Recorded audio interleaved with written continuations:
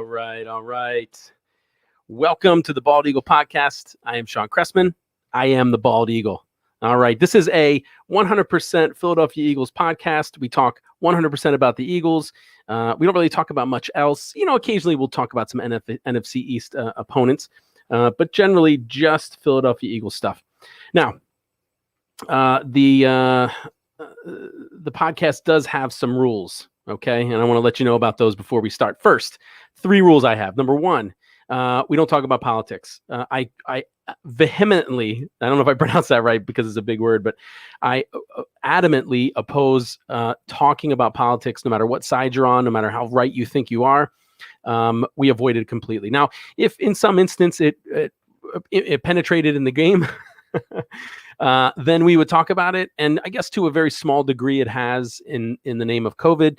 And we gloss over it briefly, but we don't really spend a lot of time on it, only again as it impacts the game.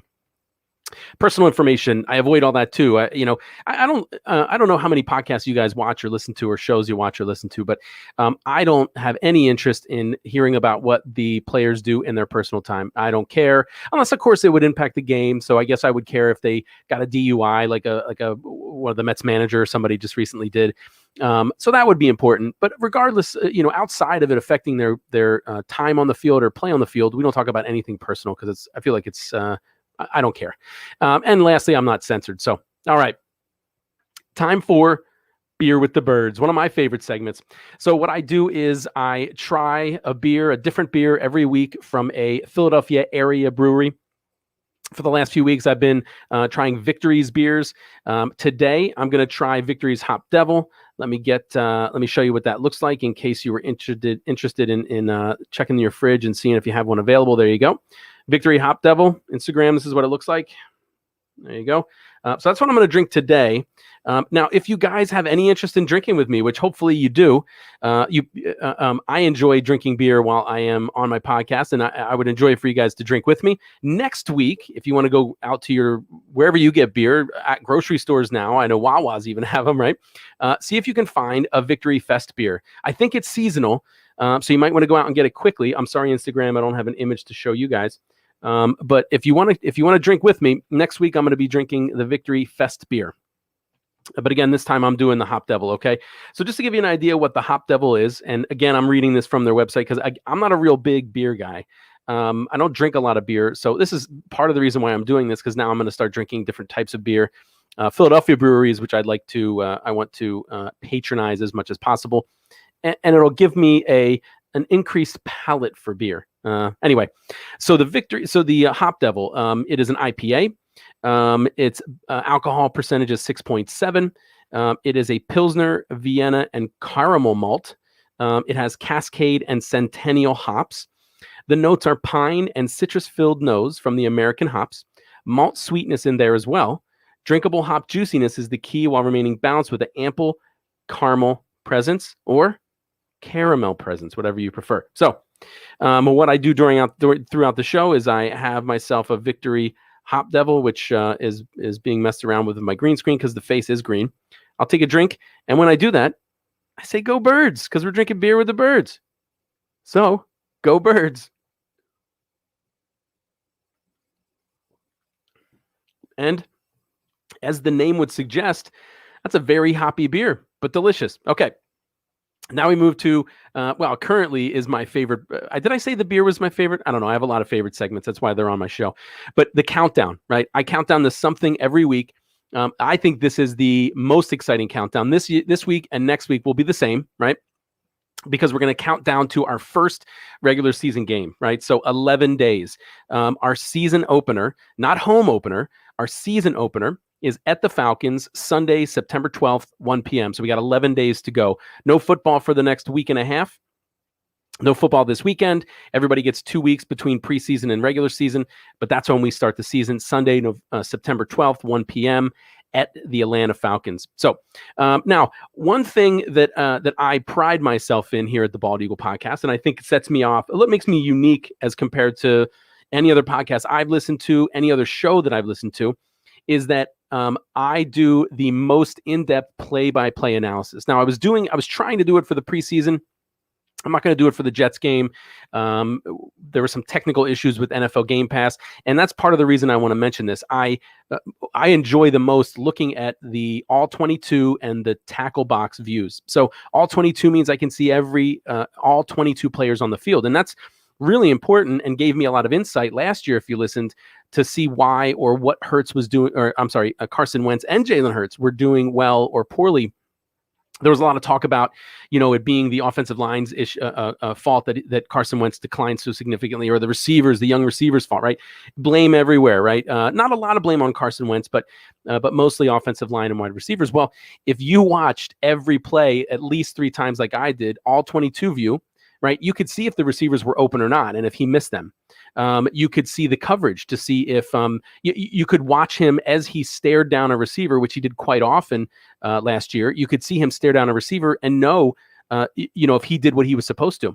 The tackle box view, which is the other view that I really enjoy, they call it the coach's film, I think, shows you the tackle box. So you can tell, was it the offensive line that missed the block? Was there a defensive stunt that was run, which we are horrible picking up stunts, or at least we were last year, and we struggled with in the preseason.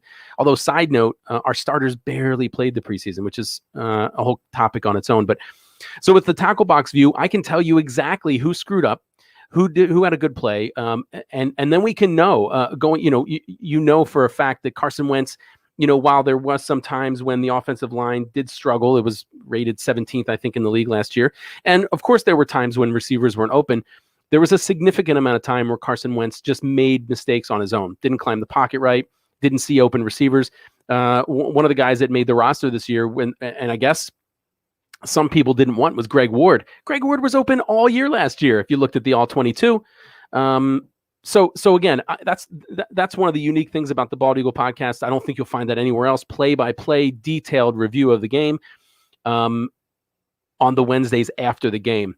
Now, one little side note for this year is that unfortunately, the NFL Game Pass, where I find the all 22 and where I see the tackle box view, is not ready yet. I'm not sure what happened, because it was fully functional last year. I used it all season.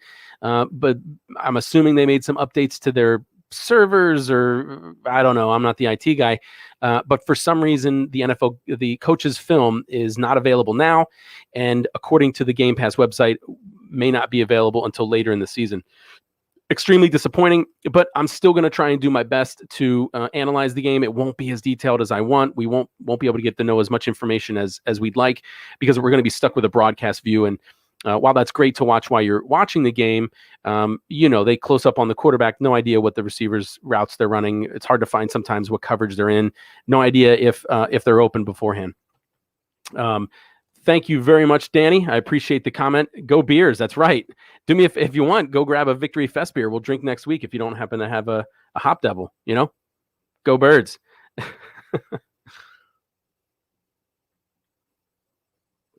Okay. So 11 days to our regular season opener against the Falcons in Atlanta, September 12th, 1 p.m. Assuming that, either way, we're going to have a detailed analysis, play-by-play, perhaps videos, if I can figure that one out, on Wednesday, my show on Wednesday, September 15th. So we'll have a nice show to go over then. Hopefully it's a win that we're reviewing. And maybe, if everyone did their job often enough, it'd be a short review, but I think that's probably pretty optimistic. So now I'm going to go over the rest of the season. I do this for my own benefit, just to remind myself who we play and when we play them. I'm going to keep doing it every week. And I'm also going to go over draft picks. I don't know if I'll keep doing that indefinitely, but I think it's important this week anyway, because we recently heard about the 53-man roster and our 15, we have 2 open spots, our 15-man practice squad. So week 1, Sunday, September 12th, 1 p.m. at the Falcons.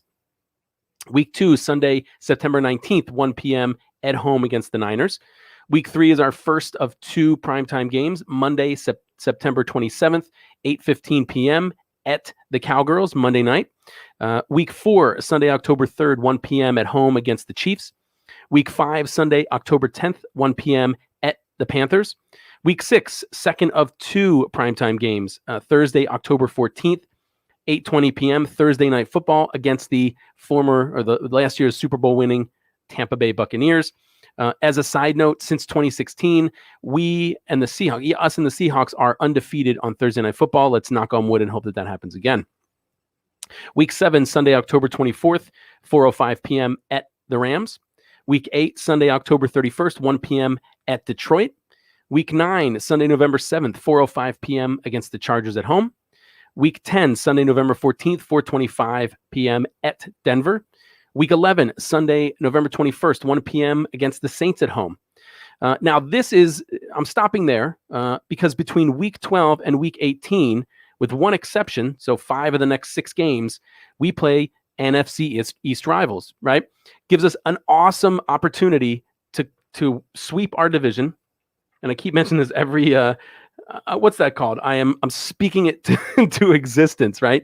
That gives us a great opportunity to recover, perhaps a bad schedule or a bad record. Gives us the opportunity to put the nail in the coffin to our NFC East opponents. But Week 12, Sunday, November 28th, we're at the Giants. Then we have the one that's not in our conference, the one that was thrown on as the 17th game. Week 13, Sunday, December 5th, 1 p.m. at the Jets. Then we have a Week 14 bye, latest bye in the NFL. We share that late bye with the Colts, the Dolphins, and Patriots.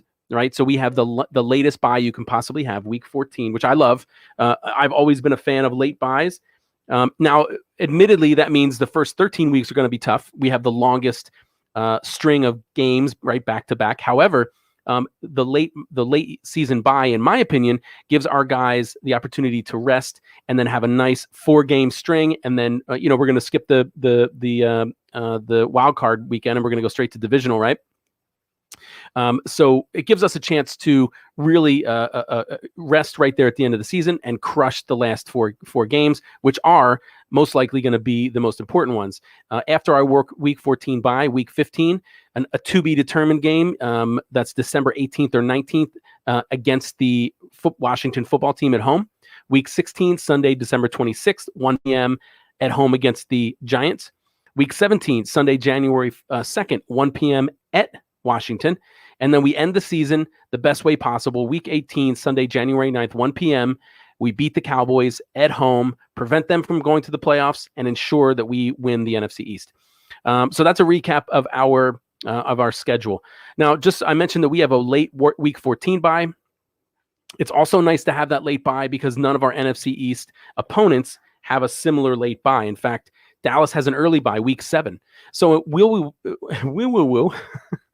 So we're going to have a Week 14 bye while Dallas has a Week 7. So they're going to be in the middle of math again, right? A 6-game stretch. Week 7. There's 18 weeks. They're going to be in the middle of an 11-game stretch when they play us, and they don't have a rest by the end of the season. Washington has a Week 9 bye that's a little later, and the Giants have a Week 10 bye that's a little later too. I still prefer the 14. We have the easiest strength of schedule based on previous years' opponents' records. Doesn't really, I don't know that means that much. When you get later in the season and you start talking about strength of schedule, means a little bit more because that information is more current. Dallas, our opponent's winning record was .430 last year. Dallas has the second easiest opponent strength of schedule, .452. Giants, number 25 out of 32, with 32 being the easiest at .474. And the Washington football team tied for 15th. They're the only team in our division that has a opponent winning record of .504. The wild card, Saturday and Sunday, January 15th and 16th. Divisional playoffs, Saturday and Sunday, January 22nd and 23rd. NFC and AFC championship games, Sunday, January 30th, and Super Bowl 56, which I have written out. I do not have the Roman numerals. That is Sunday, February 13th, 2022, at SoFi Stadium in Inglewood, California, home of the Rams and Chargers. Hopefully, we'll all be taking a trip to watch our Eagles crush whoever the AFC puts up as a team. Go Birds.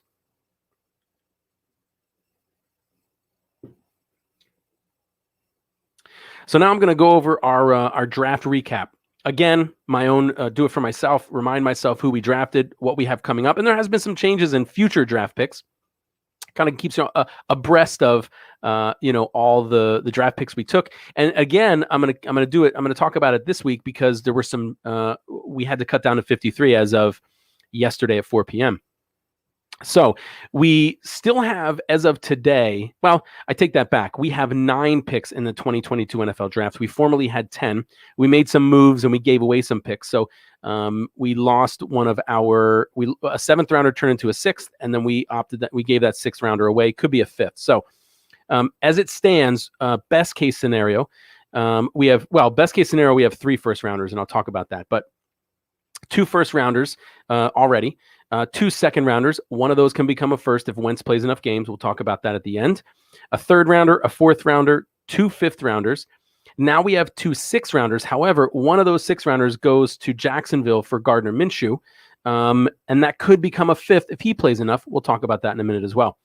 Our draft picks, 10th overall, first round, Devonta Smith, wide receiver from Alabama. Round 2, number 37 overall, Landon Dickerson, center from Alabama. Round 3, number 73 overall, Milton Williams, defensive tackle from Louisiana Tech. Round 4, 123 overall, Zach McPherson. Actually, Zach McPherson, but spelled Zach, corner from Texas Tech. 5th round, number 150 overall, Kenneth Gainwell, running back from Memphis, who's I think is going to make a very significant positive impact on our team this year. Round 6, 189 overall, Marlon Tuipulatu, defensive tackle from USC. Round 6, 191 overall, Teron Jackson, defensive end, Coastal Carolina. Round 6, 224 overall, Jacoby Stevens, linebacker safety from LSU. And round 7, 234 overall, Patrick Johnson, outside linebacker from Tulane. Now, as of before the cuts, we still had 3 undrafted free agents on the team. The first one was Jack Stoll, tight end from Nebraska. The second one was Jaquan Bailey, defensive end from Iowa State. And the third was Coyote Awasika, offensive tackle from Buffalo. We're going to talk about how that's all changed going into the roster. But before we do that, let's quick jump into some highlights for the New York Jets game. First of all, by far the most exciting game we've had in preseason. We scored the most points. Our offense was the most productive. But our defense was also, I would say, I guess the worst. They gave up the most points, right? 31 points was the most in preseason. Gave up a lot of yards, not the most yards. Really didn't get a lot of pressure. But you got to remember, I don't believe we played barely any of our starters, especially on defense. So, while our and that's, as a side note, one of the reasons that that Sirianni said that he didn't play a lot of starters in preseason was because of those joint practices. And I understand that, right? I understand that if they're playing hard in joint practices with the Jets and the Patriots, you're not going to play them a lot in the games. But that's in my, and whether it's better to play hard in practice or play hard in a preseason game, I don't know. I can't honestly. I guess a practice is more controlled. Perhaps you have the ability to call different plays, to set the tempo of the plays, to put yourself in different scenarios. But at the same time, we don't get to watch any of that stuff. So I guess the most disappointing part of Sirianni electing or choosing to play the players hard in practice and omit playing them in preseason is that we didn't get to see nearly as much of the starters to have any gauge on how well they're going to do. And again, maybe that was intentional, because instead of the whole NFL knowing the capabilities of our starting offense and defense, specifically the linemen and special teams, or I'm sorry, not special teams, but special guys on offense. Maybe they have a less chance of game planning against us. I don't know, but it was disappointing that we didn't get to see it. So some highlights on the Jets game. I'm going to go over some stats here. Flacco had a great game, 13 out of 16, 81.3 completion percentage. That's excellent, right? To give you some perspective, I'm sure it's still Drew Brees. He holds the single season record on completion percentage, and it's in the low 70s. He threw for 188 yards, 2 touchdowns, no interceptions, sacked twice and lost 7 yards in those sacks, but that's not a big deal. His quarterback rating was 155.2. 158.3 is perfect. So excellent game by him. Mullins, mediocre. 10 for 14. Completion percentage is good, 71.4. That would, again, if he could string that along in 17 games, he would probably lead the league and maybe even set a record, single season record, but only 98 yards. So that's where I would say he was mediocre. There weren't very long passes. No touchdowns, no interceptions, didn't get sacked. His quarterback rating was 90.8. That's, I would say, mediocre. I mean, 90, it's not horrible, but you're not the MVP of the NFL by any means. Go Birds.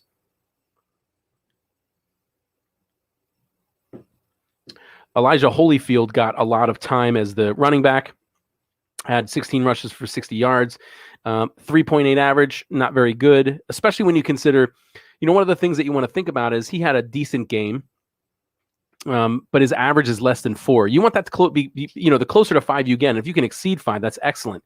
And he did it against third string guys. So that's what's disappointing. If you got a first stringer in there at running back against second and third string defense, he should be getting at least 4.5, I would say, maybe even 5+ yards per carry, because he's a first stringer, right? So while he had a decent game, got a lot of touches, his average was a little bit underwhelming. Now contrast that to Kenneth Gainwell. Kenneth Gainwell was second in rushing and led the team in receiving, and we're talking about number of receptions, not yards. Gainwell had 5 rushes for 32 yards, 6.4 average. That's a lot more like it. Now, of course, you're looking at a smaller section of rushes, right? So there's a lot more room for error in 16 than there is in 5 rushes, but still kind of enforces what I'm saying. Kenneth Gainwell, I think, is a I don't know if he'd be a starting running back right out of college, but he has the potential, I think, to become a frequently used running back. And so that 6.4 average and a touchdown is much better. He also had 4 receptions on 4 targets. He caught all the balls that were thrown to him, 27 yards, which is a 6.8 average. And again, he had more receptions than any other receiver. Now, he did all that in 18 snaps. He only played 18 snaps against the Jets. So that even, again, he had half the time he was in, he had his hands on the ball and was productive. So I think out of all the rookies that we drafted, all the guys that just came to the team, I apologize for the bark. I think he's probably one of the more exciting ones out there. JJ Arcega-Whiteside had 2 receptions on 2 targets, so caught both passes that were thrown to him, 57 yards.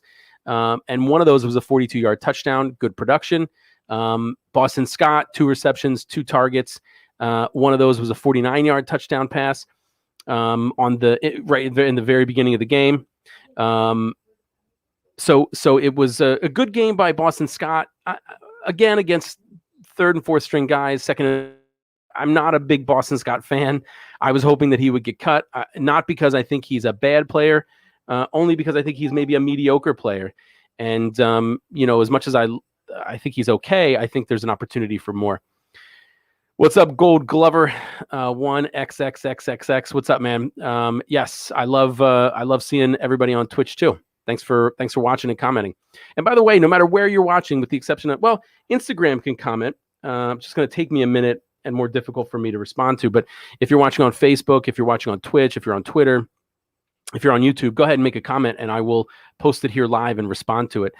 Even if you're a dumbass, I might call you a dumbass. I'm sorry, but that's I'm very frank. Okay, I'm very honest.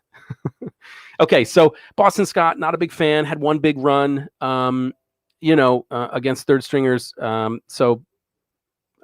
we kept him, and we'll go into that. Jake Elliott, good news for Jake Elliott, because he did have that ankle injury. Never was serious, never considered serious. He did he kicked off, I believe, every time we kicked off, as far as I could tell. I went through all the game book, and he did have a 55-yard field goal, and he did have 1 extra point, all successful. So good news in reference to our kicking game. Jake Elliott, one of the better kickers in the NFL. Hopefully he has a really solid season. Our defense, did okay. We had 3 sacks. They lost 12 yards on those sacks. Kevin Seymour had an interception, although we didn't keep him, rightfully so. Both teams fumbled twice and lost one of those fumbles, so turnovers were somewhat even. I guess we had 2 compared to their 1. Not very successful on third down. 3 for 9, so that's 33.33333 repeating percent. Not very good. We were 1 for 1 on fourth down, which is good. 1 for 2 in the red zone. 1 for 1 in goal to go. So first and second, third and goal, we were 1 and 1. So that's good. They were a little bit better on those situations. They were 3 and 3 on fourth down, 2 and 3 in the red zone, 2 to 2 in goal to go. I'm only mentioning that because that's a reflection of our defense. Again, of which we did not start many or any of our starters. So doesn't really tell you much. And we significantly lost the time of possession battle throughout all of preseason. This game specifically, we're about 11 minutes off. We had the ball 24 minutes and 22 seconds. They had it 35 minutes and 38 seconds. Okay, so that's a highlight, or that's a stat review of the Jets preseason game. Again, tune in 2 weeks. Well, tune in next week, right? Because it's always a great show. But in 2 weeks, we're going to have a play-by-play, in-depth analysis of the game against the Falcons that we hopefully will win. Hopefully it's a short recap because it's all good news. Speaking of news, let's move to Eagles news, right? Go Birds.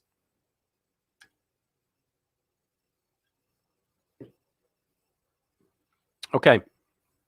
Some of this is repetitive, but just so you know, back in the middle of June 20th, everybody, all 32 teams said, you know what, it's cool if we are at full capacity at our stadiums. Now, some things have changed.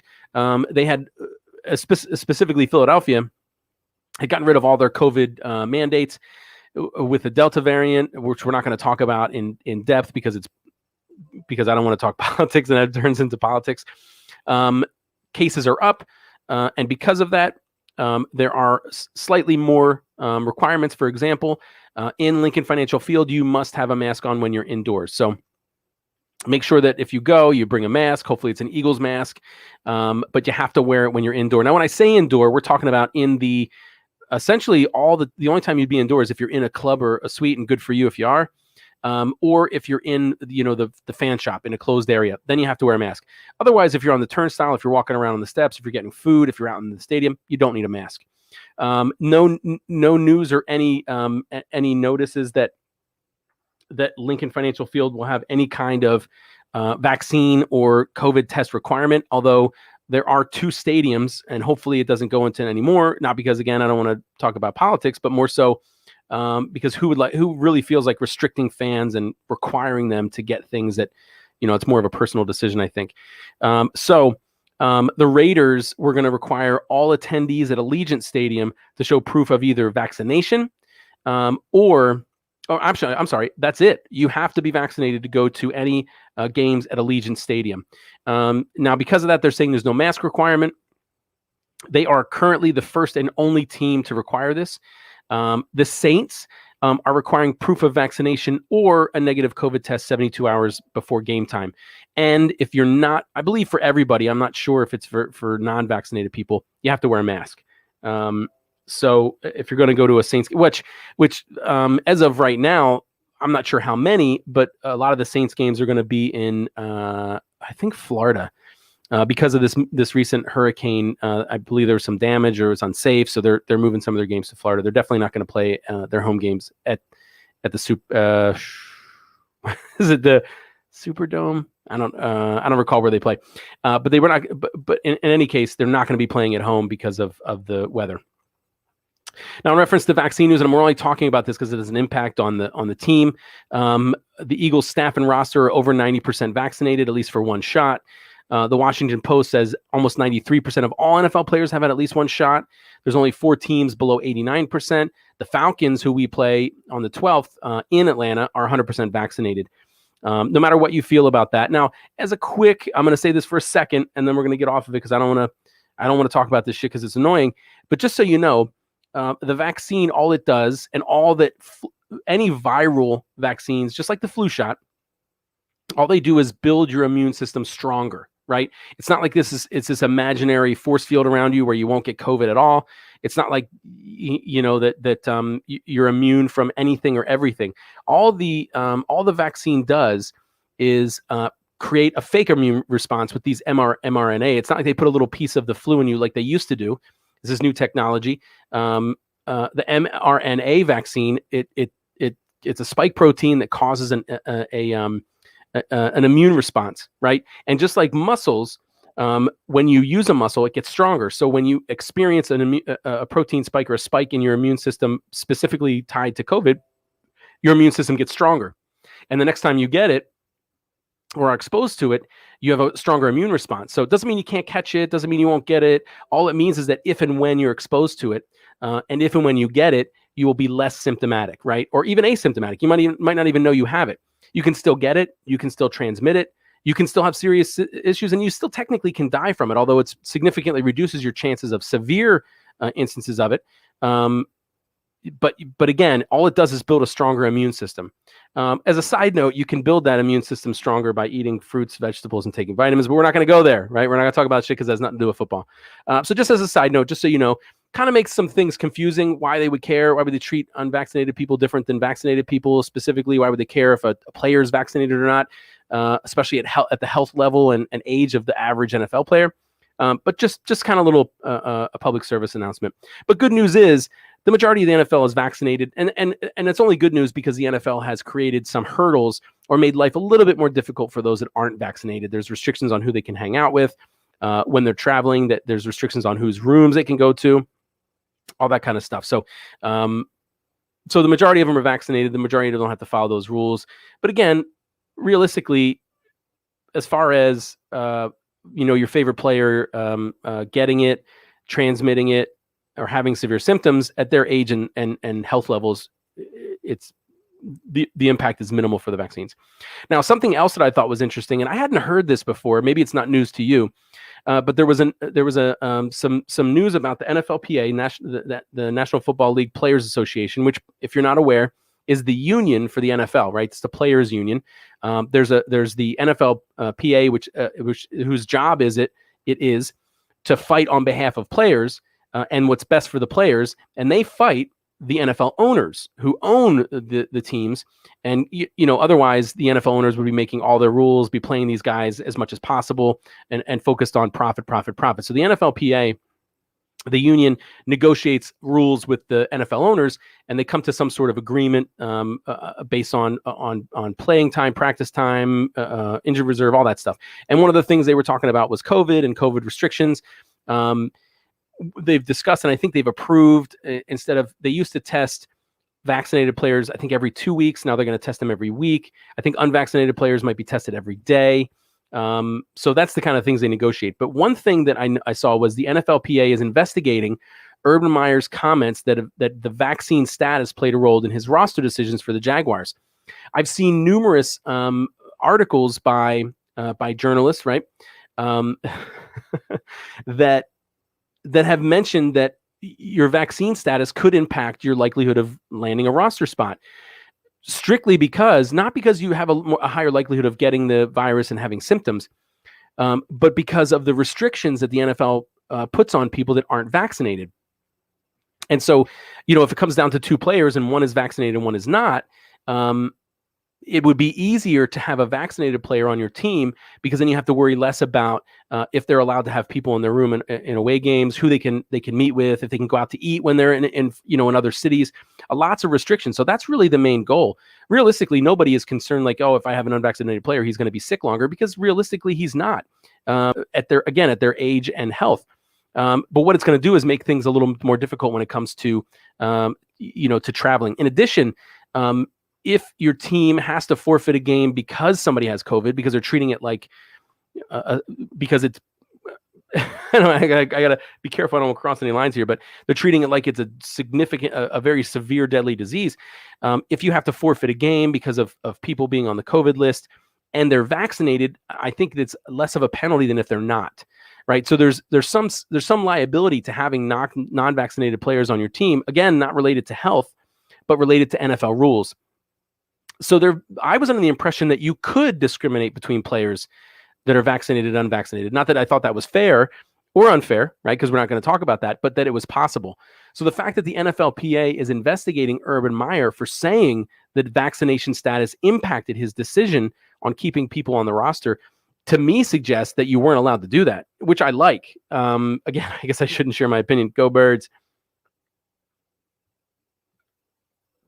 But again, it's just an opinion. And remember, opinions are like assholes. We all got one of them, and they all smell like shit. They all stink, right? So anyway, I thought that was interesting. I didn't know you could not use vaccine status as a reason to keep or not keep a player. So I'm going to keep my I guess if it's in the news, I'm going to keep an eye on that and see if there's any meaningful resolution, if he's fined, Urban Meyer's fined, if there's clarification about his comments.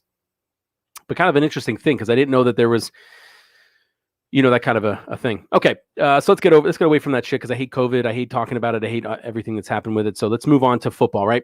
Injury update, nothing significant. We got a week and a half till we play our first game. We got plenty of time to rest. And a lot of these injuries, they're not serious. We're not talking about significant knee injuries or any of that stuff. So Lane Johnson, we'll start with him. He had surgery on his ankle. It was a big concern. Would he be 100% this year? He claimed early on that he was. One thing that he mentioned recently is that he has days of swelling in his ankle, which if anybody here has ever had a significant injury to your knee or a joint in any joint, if you take a few days off and then you hit it hard, it's going to swell up, and that's what they make ice for.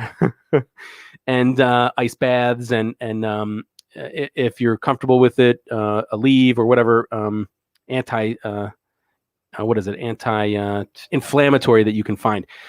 So swelling is not a big deal. It's not an indication of anything significant necessarily, especially the fact that he's a big guy and he's putting a lot of weight on that ankle. But he did mention something I thought was interesting. He said he's experiencing swelling or has days of swelling similar to Zach Ertz. So while Zach Ertz is not injured, he is somewhat old in football years, so he's experiencing swelling. But again, nothing to be real concerned about. Josiah Scott is week to week with a hamstring injury. Hamstrings can be serious, but I don't think that is, or he'd be more than week to week. Jake Elliott, I mentioned, kicked a 55-yard field goal, had an extra point against the Jets, and kicked off every time we had to. Although he did have that ankle injury, so I think he's fine. Offensive lineman Isaac Sayamalu is week to week with a hamstring. Again, if it was severe, he'd be more than week to week. Linebacker Davion Taylor, week to week with a calf. Andre Dillard, left tackle, week to week with a knee sprain, and that did impact his chance of starting, and we'll talk about that. Safety Kayvon Wallace, week to week with a groin. Defensive end Derek Barnett, day to day with a shoulder. Defensive tackle Fletcher Cox, day to day with a groin. Defensive tackle Javon Hargrave, day to day with an ankle. Linebacker Jannard Avery, day to day with a groin. Linebacker Sean Bradley, who I'm not a fan of, is day to day with a groin.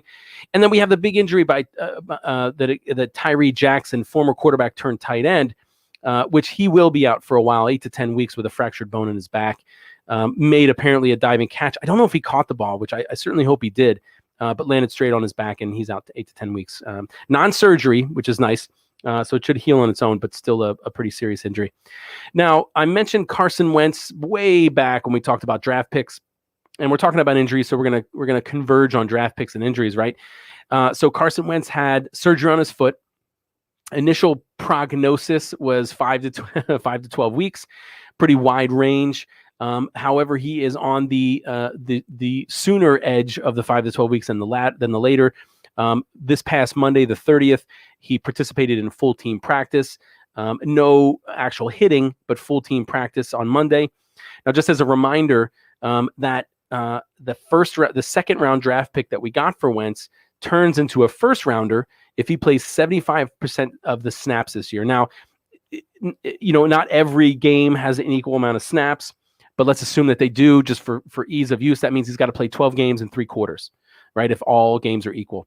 And I guess in theory, if you're assuming that Carson Wentz is the starter and that he's significantly better than their second string, they would probably have more snaps while he was in the game if he was playing well than if he wasn't, because they probably run the ball more often. The time would run down. They probably wouldn't have the ball as often, and they wouldn't be as successful on offense. So realistically, if he does play, he's probably there's going to be a higher snap count for the offense than if he's not playing. So again, assuming everything's equal, he's got to play 75% of the snaps or 12 games and 3 quarters of a game.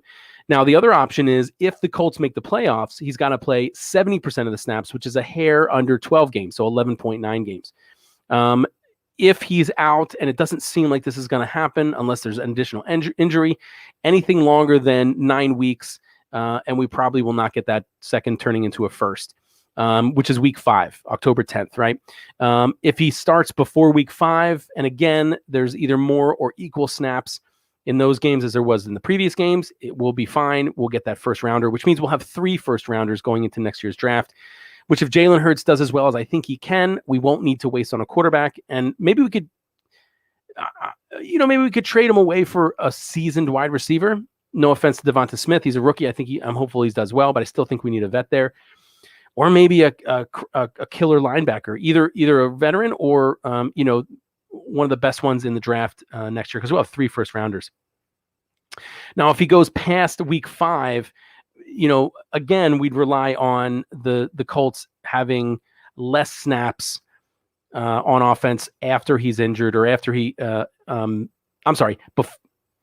before he comes back. If it's equal, and if they're not anywhere near making the playoffs and they sit him because they don't want him to get injured again, or at least they want to avoid that second round turning into a first round, then we're in trouble. But as of right now, knock on wood, the chips are laying down in front of us, in the fact that he should play enough to get us that first rounder. So we'll have 3 first rounders would be amazing next year, no matter what position we're in as a team. Go Birds.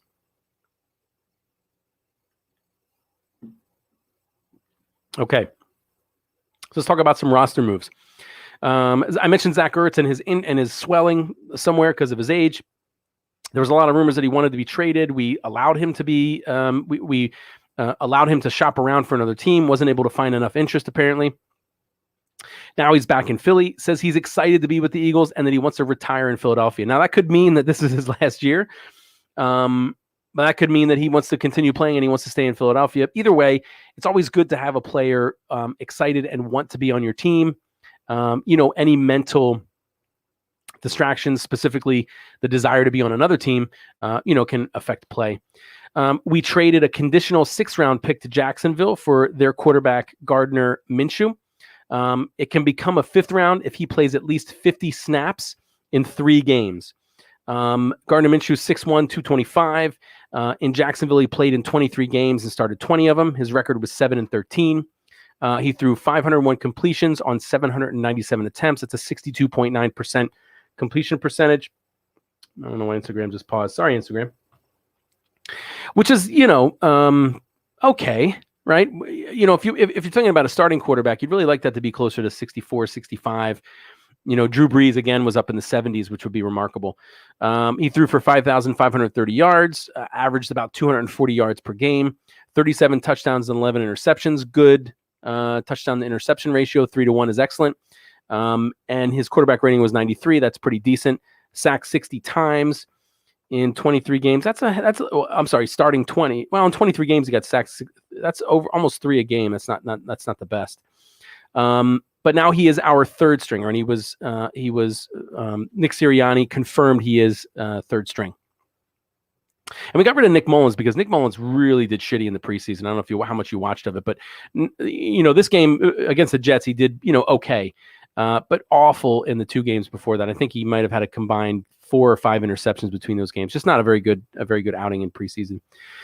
We traded guard/tackle Matt Pryor and a 2022 7th-round pick to the I don't know. I didn't put it. We traded him to.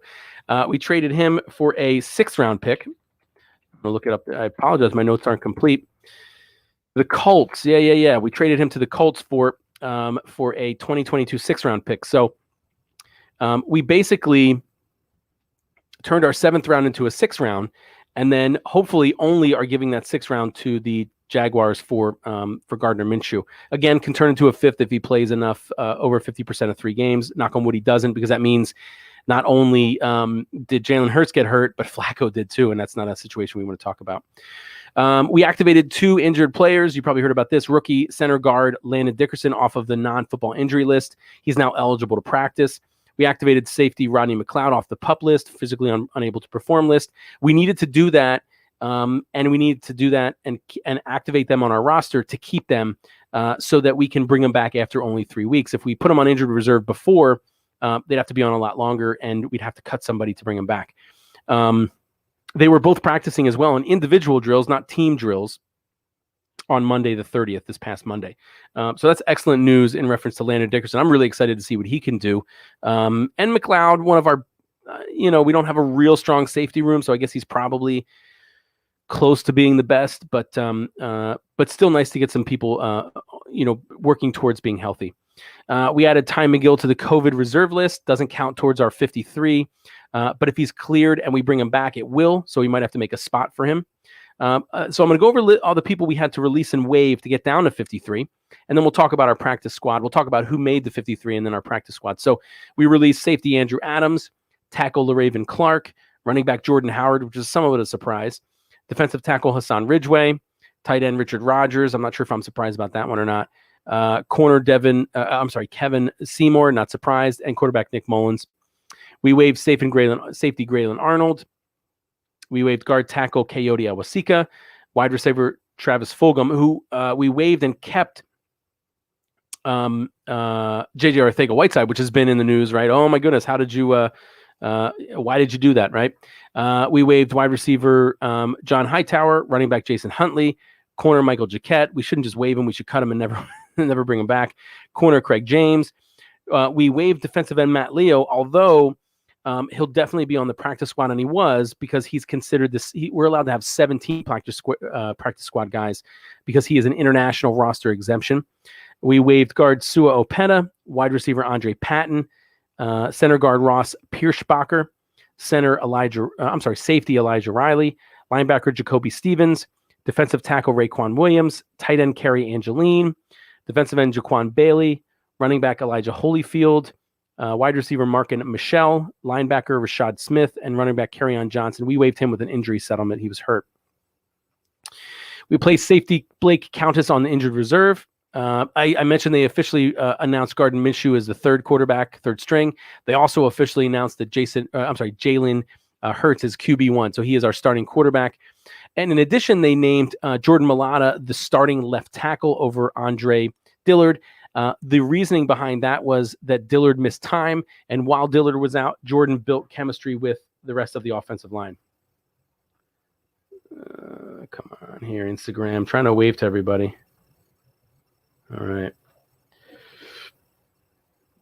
So that's where we stood with all the people we waived, some moves. Now, that leaves our 53-man roster as such. 3 quarterbacks, Jalen Hurts is a starter, Flacco's number 2, Minshew's number 3. 3 running backs, Miles Sanders, Boston Scott, and Kenneth Gainwell. 5 wide receivers, Devonta Smith, Greg Ward, Jalen Reagor, Quez Watkins, and J.J. Arcega-Whiteside. 4 tight ends in Zach Ertz, Dallas Goedert, Tyree Jackson, who's out 8 to 10 weeks, and Jack Stoll, who was an undrafted free agent, who had a couple of really good games, so I think he earned that spot.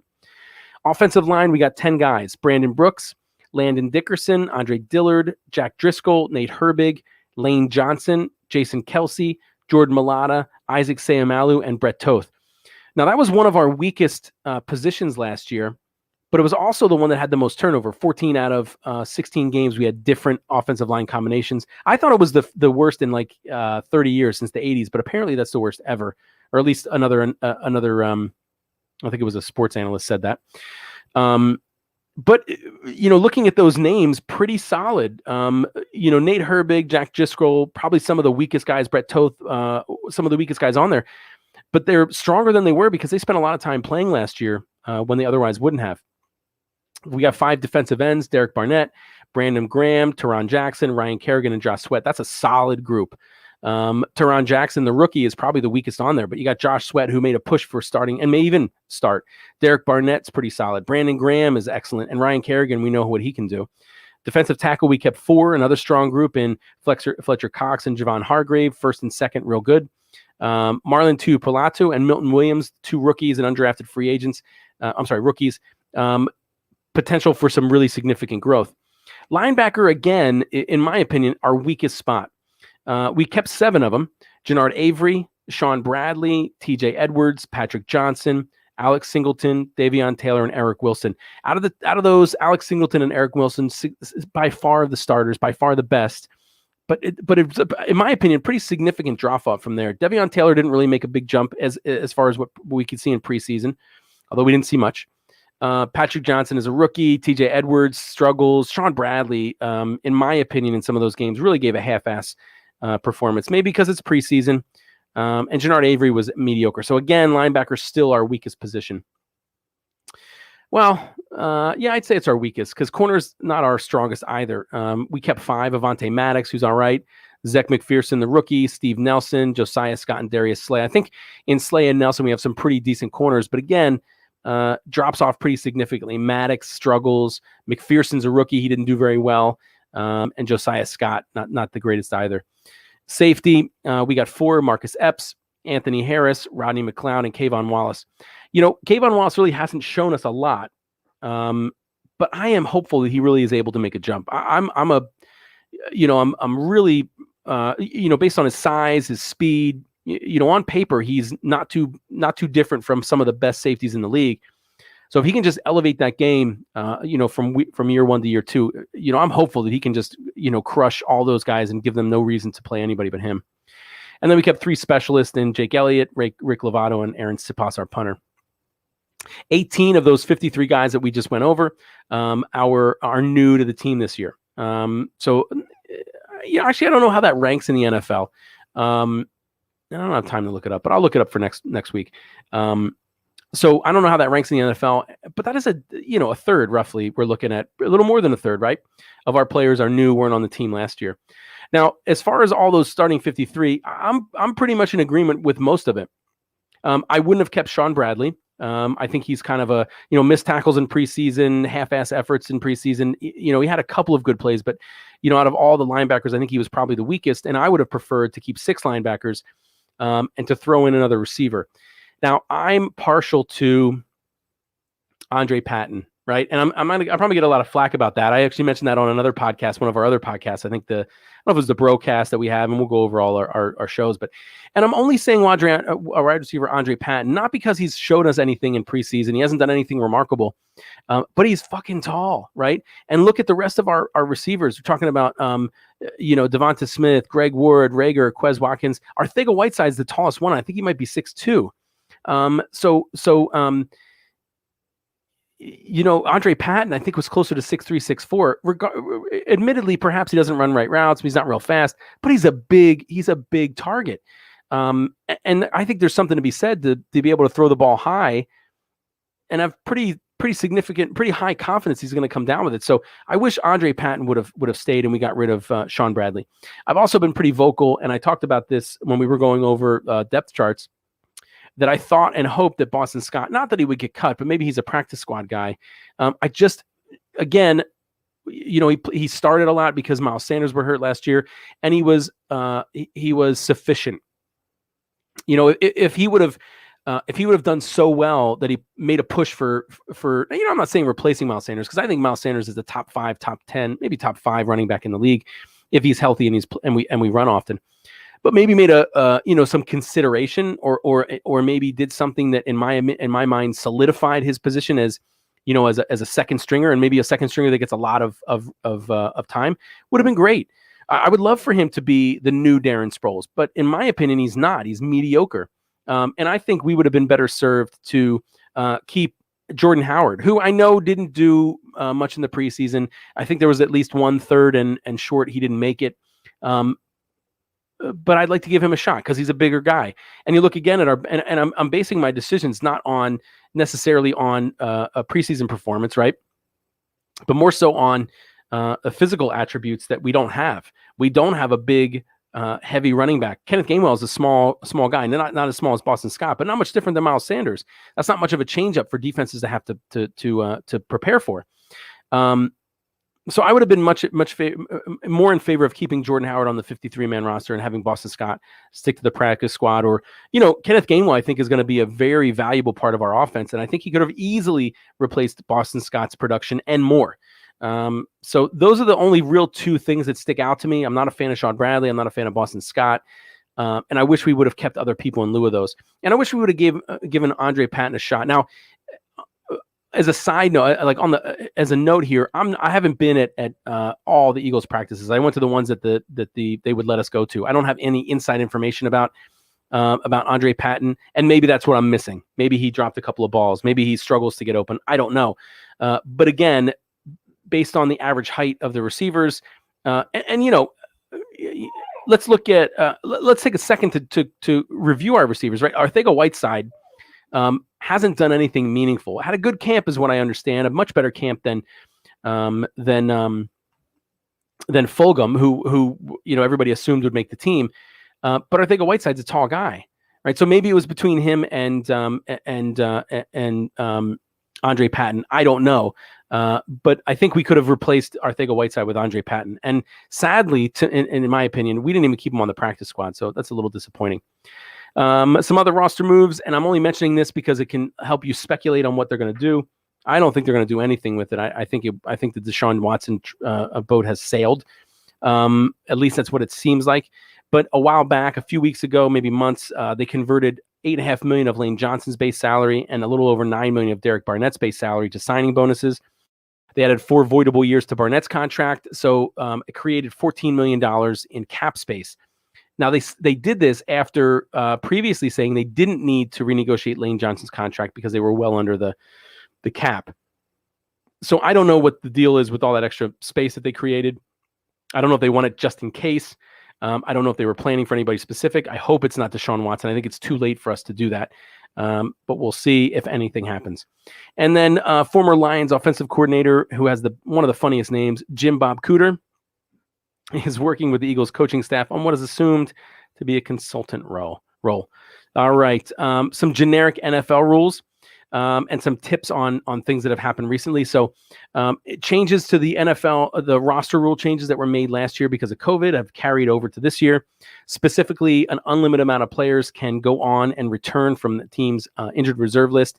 And they can come back after 3 weeks instead of 8. Normally, it was only 2 players could go on the injured reserve and return, and they had to be out for 8 weeks. In addition, I think it used to be a 14-man practice squad. It's now up to 16.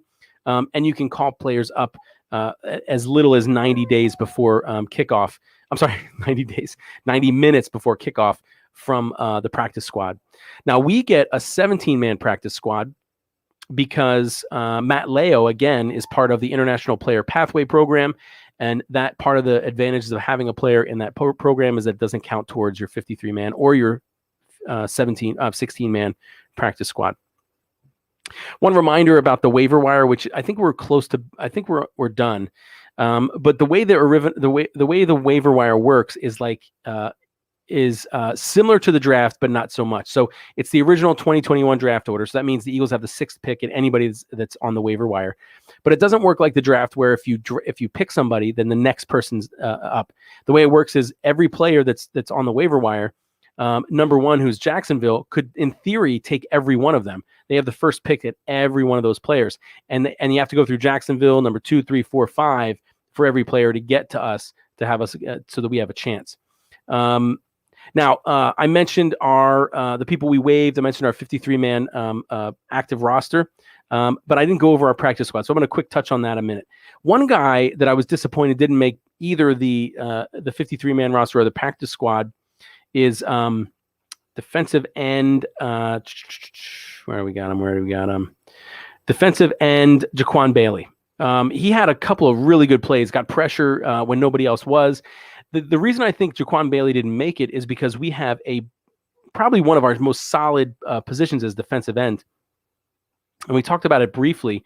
Defensive end, we're talking about Derek Barnett, Brandon Graham, Ryan Kerrigan, Josh Sweat, all starters, and Teron Jackson, a rookie. And they probably felt like keeping Teron Jackson was more valuable. They didn't keep a defensive end on the practice squad, probably because of the depth we already have there. So he was probably just a victim of solid depth on our team. Be interesting to see if he makes another team and how he performs.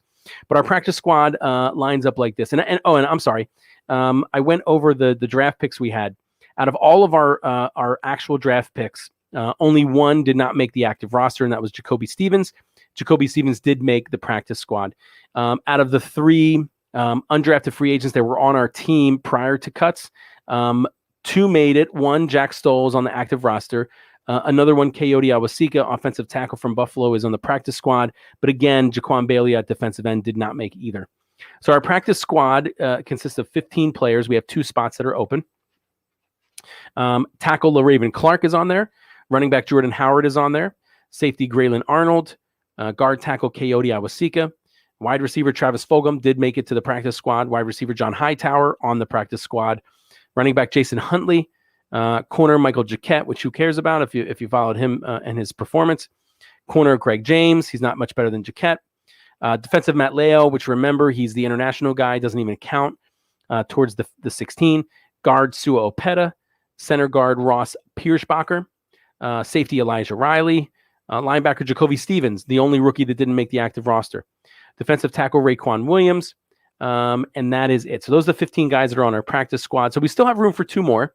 I don't know if they have their eyes on somebody. 2 more again because we have that exception. But that's what's going on. Okay, so we are up to the Eagles fact, right? Go Birds.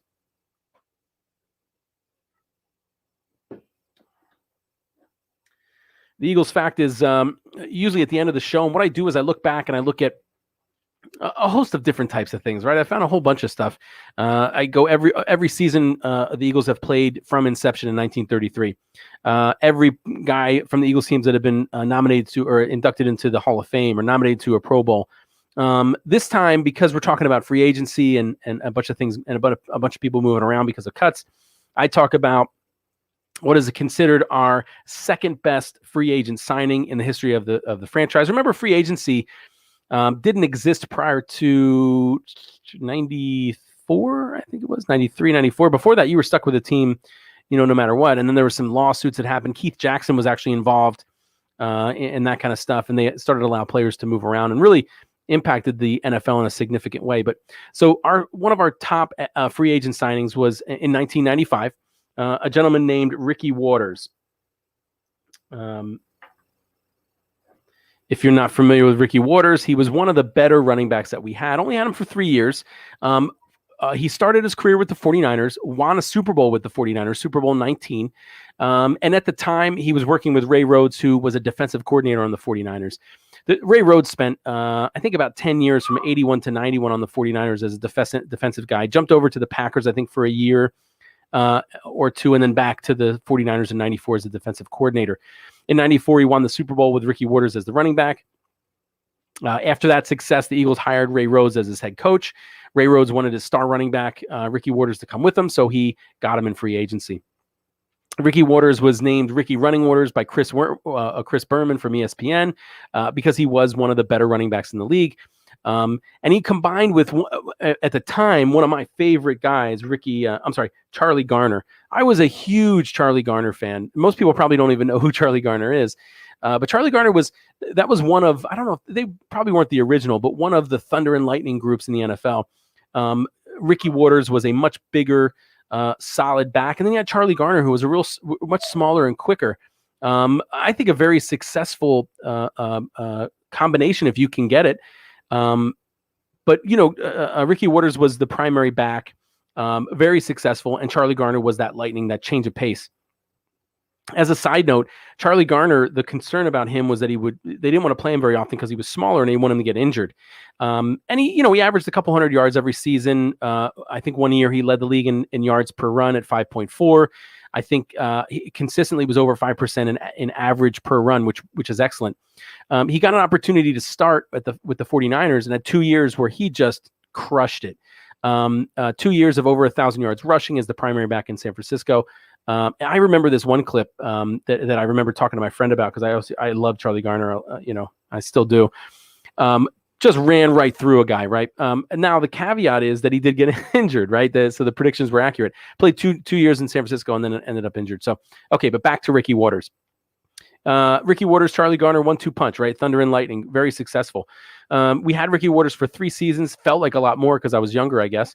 From 1945 to 1995 to 1997. In those 3 seasons, he started all 48 games that he played in. He had 975 carries for 3,794 yards. Average wasn't very good, 3.89. He did average over 1,000 yards each season, and he did that when most of the defenses were probably expecting us to run. And I say that because our quarterbacks throughout his tenure were Rodney Peete, who at his prime was excellent, but not when he was with the Eagles. Rodney Peete was on his way out of the NFL, and we just grabbed him as I guess he was our backup to Cunningham, who got injured, I think, that year. Then we had a guy named Ty Detmer. Sucked, right? Should have never started him. And Bobby Hoying. I don't know if you guys, any of you Eagles fans that have been around since then, Bobby Hoying was supposed to be the savior, and he was horrible too. And all those guys contributed to a real shitty record for Ray Rhodes. I think the first year we won in the wild card game and then lost to fucking Cowgirls in the divisional. And then the next year, I think we went to the wild card and lost in the wild card. And then the third year of Ray Rhodes' tenure, and same thing with Ricky Waters. We didn't even make the playoffs. So in addition to having 975 carries and 3,700 plus yards, he had 160 receptions for over 1,300 yards. He had 32 total touchdowns. 31 of those were running. He only had one receiving touchdown, and he was nominated to the Pro Bowl 2 years in 95 and 96. So one of the better free agent signings that we had, 1995, Ricky Waters. All right, that's it for me. Thanks for watching. Now, before you go, don't go. Don't leave me yet. Do me a favor. Check out all of Philly Sports Alliance's shows, right? I'm part of Philly Sports Alliance. We keep Philly informed in reference to almost every sport out there. On Mondays, we have the Football Smack Talk show at 6 p.m. That has Ryan Reese and Eric Ward. They talk about all football, of course, an emphasis on the Eagles, of course, but every other team. So you get all your Eagles stuff from me, and they'll talk about the Eagles, but then they'll talk about other teams as well. Monday at 7:30, we have the Diamond Club podcast. That features John Hunter, Chris Lahiff, and Danny Hart. That was on, they had a special, I think, yesterday, and they had Matt Breen from the Inquirer on. Excellent show, all Phillies. So great podcast there. Tuesdays at 6:30, you have the Philly Broadcast. That is featuring Ryan Reese and Ryan Finneran. That's a four Philly sports podcast. So you'll hear from Ryan about the Eagles on the Football Smack Talk show. Then you'll hear again about the Eagles on the Philly Broadcast. But he'll also talk about the Sixers, the Phillies, and I think the Flyers. Of course, every Wednesday at 6 p.m., you have your alarm set, right? You have Facebook set to remind you, or wherever you watch me, you're watching the Bald Eagle podcast to find out all the most information about the Eagles, the most in-depth play-by-play analysis. You can't get it anywhere else. Later Wednesday, you're watching Mixed Sports at 8 p.m. That has Eric Ward and Jay Laundrie. That talks about that's a football show, talks all about all teams. Thursday at 5:30, you're watching Tendies on Patterson. That has Paul Batcho, Jack Griffin, and Chris Lahiff. That is an all Flyers show. So all you hockey fans out there, I'm sure you're tuned in. And then last but not least, Thursdays at 7, we have Tables, Ladders, and Chairs, TLC podcast. That features Eric Ward and Joe Barry, and that is a wrestling podcast. So almost every sport covered here on Philly Sports Alliance. Check out all of our shows, follow, do all the social media shit that you do, right, on Facebook and Instagram and Twitch and YouTube. I'm not on TikTok yet, but I guess maybe that might happen. Or Snapchat. I'm too old for that shit. But anyway, everywhere you can think of, YouTube, go find our stuff, like us, follow us, watch our shows. And before I go, don't forget, I have a dog. Don't forget, go out to your local bar or wherever you can get a fucking beer and get a Victory Fets beer and drink with me. All right. Thanks for watching. Thanks for listening. Go Birds.